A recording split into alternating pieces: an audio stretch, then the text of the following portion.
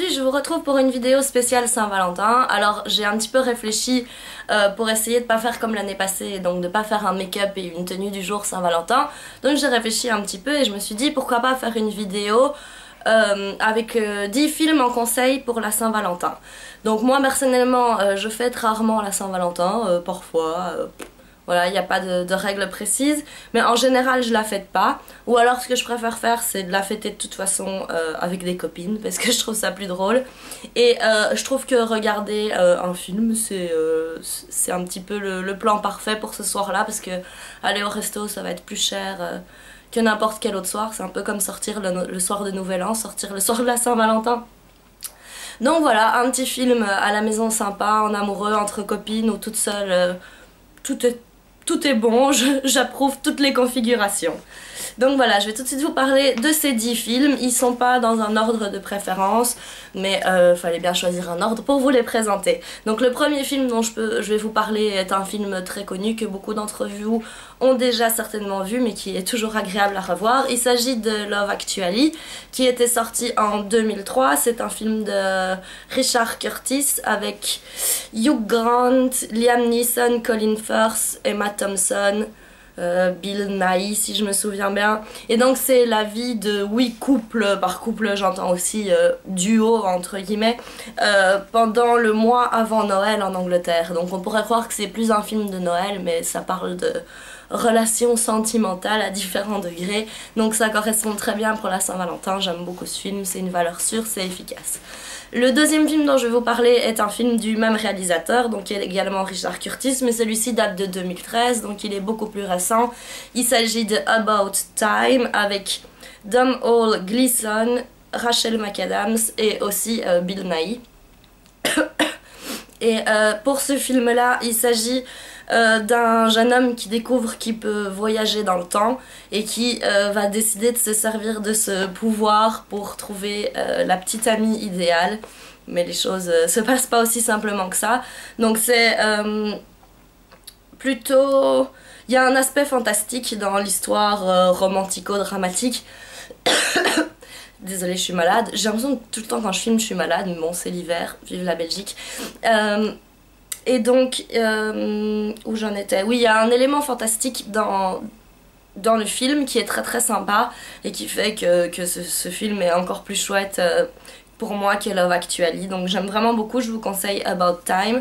Alors je regarde mes notes. Le prochain film dont je vais vous parler c'est Valentine's Day, qui date de 2010 et qui est un film de Gary Marshall. C'est un film sur le jour de la Saint-Valentin. Ça fait un peu penser au genre Love Actually parce qu'on suit plusieurs personnages, plusieurs destins qui vont finir par se mêler ou se croiser d'une façon ou d'une autre. Et donc c'est la veille de la Saint-Valentin, le jour de la Saint-Valentin si je me souviens bien. Et c'est un peu les espoirs et les désillusions et tout ce qui va avec, les attentes de chacun par rapport à donc la Saint-Valentin. C'est vraiment plutôt comédie romantique, c'est pas vraiment dramatique, c'est très sympa, c'est très distrayant, j'avais bien aimé, c'était chouette. Alors ensuite, comme quatrième film, je voulais vous parler de Eternal Sunshine of the Spotless Mind, qui date de 2004, qui est un film de Michel Gondry avec Kate Winslet, Elijah Wood, Jim Carrey, Kirsten Dunst.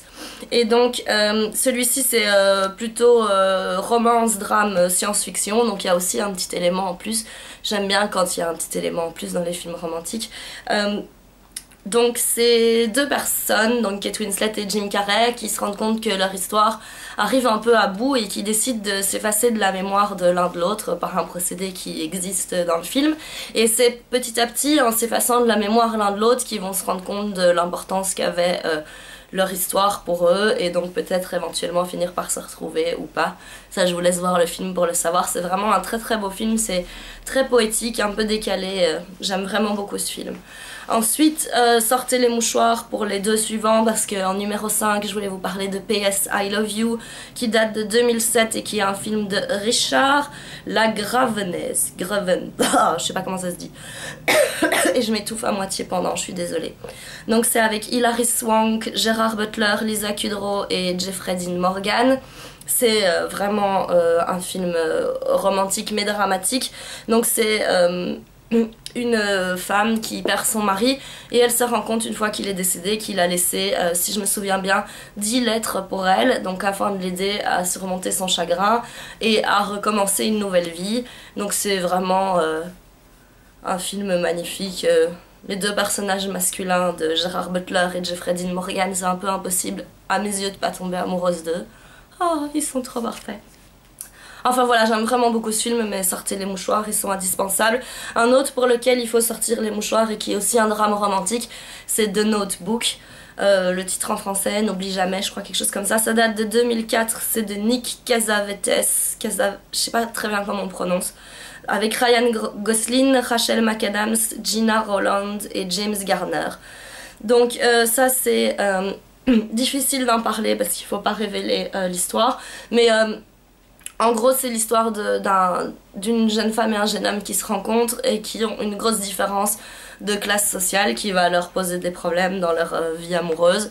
Mais c'est bien plus que ça, c'est vraiment un très beau film. Moi je l'aime beaucoup, même si personnellement je suis pas particulièrement sensible au charme de Ryan Gosling, même si je sais que c'est le cas de beaucoup de filles. Mais j'aime vraiment beaucoup ce film. Ensuite on continue avec quelque chose de beaucoup plus vieux, c'est Roméo et Juliette qui date de 1996 et qui est un film de Baz Luhrmann avec Leonardo DiCaprio et Claire Danes. C'est un drame romantique, mais bon, dans l'absolu vous connaissez tous les grandes lignes de Roméo et Juliette, il me semble. Donc j'adorais ce film quand j'étais plus petite, je l'ai vu je sais pas combien de fois. Je peux même pas compter, je le connais par cœur. Mais j'aime vraiment beaucoup ce film, la musique, Léo. En plus quand il était tout jeune, il était trop mignon. Donc voilà, Roméo et Juliette, une valeur sûre aussi. Ensuite, je vous propose en numéro 8 de regarder un Disney. Vous allez se dire, allez, elle a trouvé le moyen de placer un Disney là-dedans. Bah évidemment, parce que pour chaque moment, chaque opportunité, il y a moyen de placer un Disney. Donc en l'occurrence ici, on va miser sur les princesses de Disney et pas pour rêver au prince charmant, parce que l'image du prince charmant dans Disney, pouhou. Donc je proposerai de regarder Réponse, parce que là, Flint, c'est pas un prince charmant, mais il est génial. Rebelle aussi, pour pousser des coups de gueule pour les nanas qu'on forçait à se marier. Enfin, ce genre de trucs, ou bien Mulan aussi. Voilà, un bon Disney bien sympa. En numéro 9, je vous propose de regarder Happiness Therapy, Silver Lining Playbooks, qui est un film qui date de 2012, de David O. Russell, avec Jennifer Lawrence, Bradley Cooper et Robert De Niro. C'est le film pour lequel ils avaient gagné l'Oscar l'année passée, il me semble, ou l'année d'avant, je sais plus très bien. Et j'aime vraiment beaucoup ce film, il est très sympa, sérieux et très drôle à la fois. Donc c'est deux personnes vraiment plutôt mal dans leur vie et au plus bas qui se rencontrent et qui d'une façon peut-être parfois inattendue vont peut-être réussir à s'entraider et à remonter un petit peu à remonter un peu la pente. Donc voilà, je vous conseille Happiness Therapy, c'est vraiment un très chouette film. Je suis désolée hein, pour le fait que j'arrête pas de tousser, j'espère que c'est pas trop pénible pour vous. Donc le dernier film dont je voulais vous parler, c'est alors là aussi un film que j'aimais beaucoup quand j'étais petite et j'ai jamais compris pourquoi ce film avait autant de titres différents. Donc c'est soit Cruel Intentions, soit Sexual Intentions, soit Sexual Provocation. Faites votre choix, ça date de 1999, c'est un film de Roger Campbell avec Reese Witherspoon, Sarah Michelle Gellar et Ryan Phillippe. Il me semble, si je me trompe pas, que c'est tiré du roman